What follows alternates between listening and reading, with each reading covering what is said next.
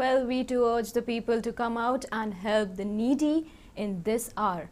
Moving on, Karnataka Civil Defence personnel are lending a helping hand to the government by assisting them to manage the crowd by identifying migrant colonies and also to create awareness programs. Civil Defence personnel start their day at 6 a.m. in the morning and work until 11 p.m. and work for 24/7 in case of emergency situations.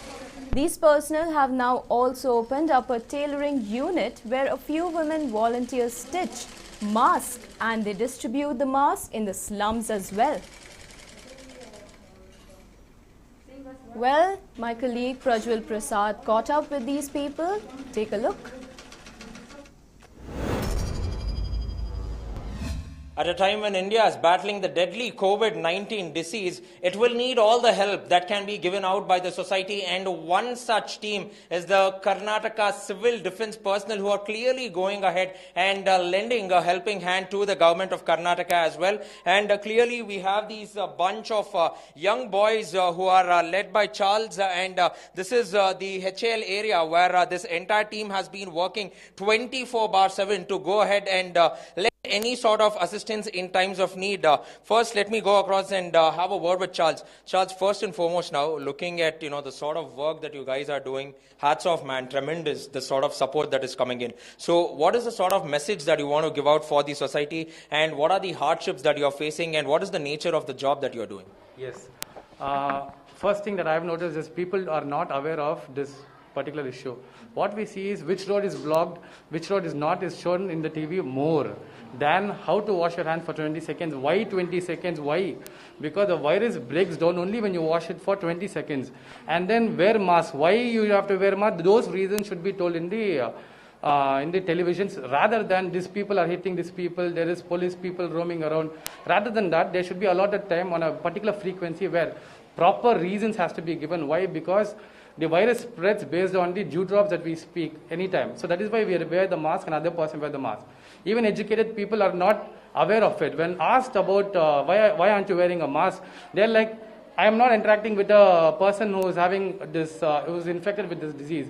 But who knows? Nobody is roaming around wearing a label on their forehead. One simple way is wearing mask, so that whatever, when we are speaking, those invisible drops may not be passed on to the other person. And why wash your hands for 20 seconds? That reason, if you give them, then people will be aware. So awareness on the television in a frequent basis will do a lot of help, and it'll save our job a little bit, so we can do other food distribution and other job. Okay.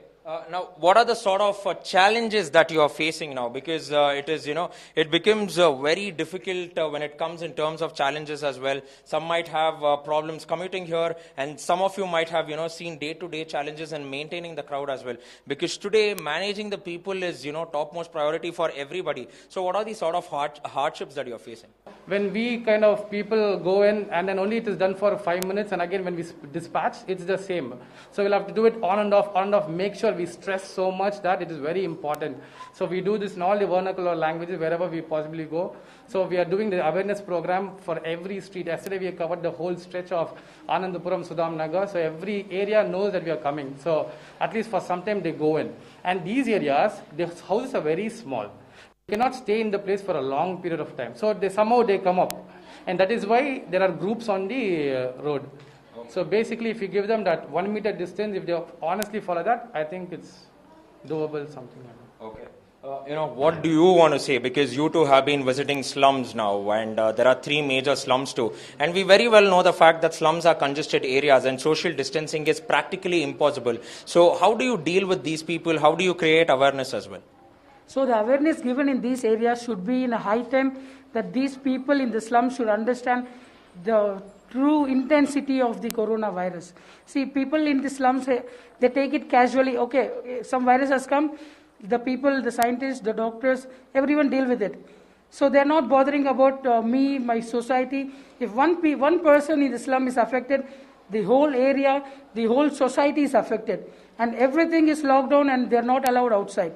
So we have to give them that right information, what all will happen and how they will be facing the coronavirus if they are affected. Okay. Moving forward towards the other team members, what time do you start your day off and till what time will you be working? We'll start a day at 9 or if any milk distribution is there, we'll wake up early morning 6 o'clock. Okay. So we start a day by distribution of food, and we give awareness to the areas where awareness is required. Okay. And late night till 10 or 11 we'll finish our day. Okay. You want to add on something? Yeah, mostly our day is pretty long. A lot of people appreciate us for the work we do, but it would be really helpful if we get more support from the government so that we can help more people out, and I hope we get more support in an organized fashion. Clearly, going ahead and looking at it, definitely seems like, there is a lot at stake for the government here. But then somehow these boys, the volunteers coming in, enrolling themselves for, in the Karnataka Civil Defense, it speaks a lot about what they exactly want to do for the society as well. And apart from that, you can also clearly go ahead and see the sort of masks that they're wearing. And this mask is also being, prepared here at this temporary command center, which has been set up here. So let me just quickly jog through and also show as to how this entire unit works over here. You can clearly see that all sorts of social distancing is being maintained. All these women as well as the girls come early in the morning. They start off in the morning, or they come in and give their free time as well. And you can look at the sort of masks that are being stitched over here.